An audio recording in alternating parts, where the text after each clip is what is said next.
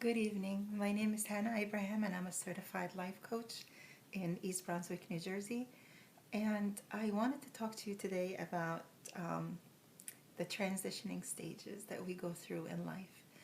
Um, I don't know about you guys, but as a child, I used to love to play with caterpillars. I know it sounds weird, but I did. I loved to play with them. And I would have them in a little box and, went through the whole thing and where it would, go become like a cocoon. And then I would just sit there and wait for it to be a butterfly. And it was amazing when I watched the transition that the caterpillar went through. And this happened every year. I just used to love doing that. Um, and as an adult, it just made me realize how powerful that little caterpillar is, and the transition that it goes through, and how beautiful it becomes after all the pain that it went through. It just died and it just sat still, or it didn't move for I don't remember how long. I think it was like a couple of weeks. It just sat there, and it just, the cocoon got bigger and bigger, and I used to think about it, and I'd be like, "Are you okay in there? Are you really dead, or are you alive, or how are you going to transition into a butterfly? And are you going to make it?" Um, and as I got older, and I watched, um, we go through things where we feel like there are stages in our lives where we feel like everything is perfect. It just can't get any better.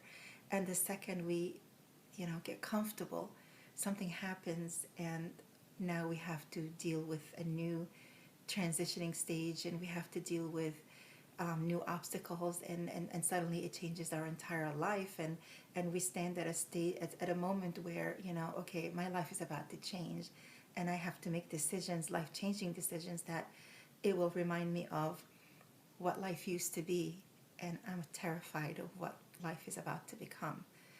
And we go through things like that all throughout our lives, but there's always that one moment that, or maybe a few moments, depending on what happens in each person's life, that we will never forget what happened and how our lives were turned upside down, and what we had to do to fix it or to live through it.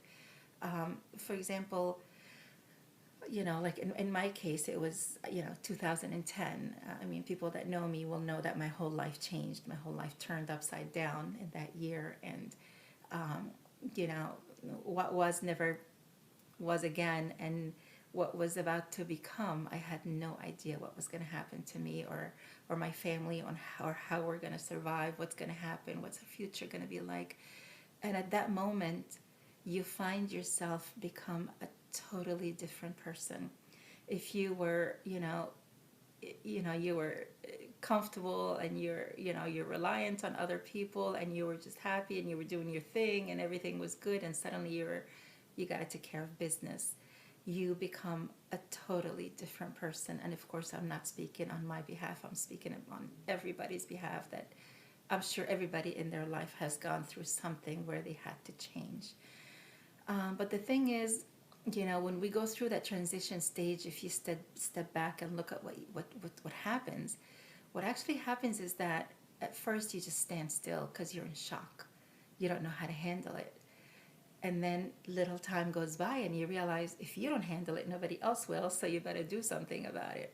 So you start to find ways of taking care of your life, and find ways of taking care of your surroundings, and whatever it is that needs to be done, you're on top of it. And you're on top of it more than you imagined you can even be on top of things like that. And you do things that you never imagined possible for you to be able to do. And then, you have the people, around you that are watching all this happen, because now it's just simply your turn. And of course, everybody else has their own turn, either before you or after you, in different ways.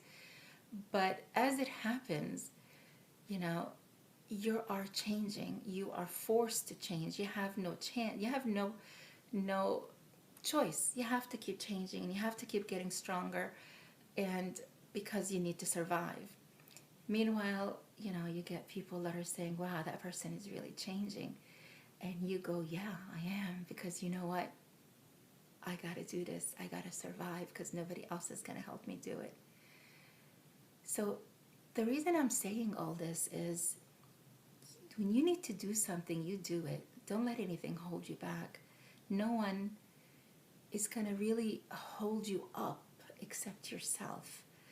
No matter how much you're going to ask for help, or no matter how much people are going to try to help, you have to have your strength to stand up and take care of your business, and be empowered to do whatever it is that you need to do to just change your life around, and do whatever it is that you have to do at this moment.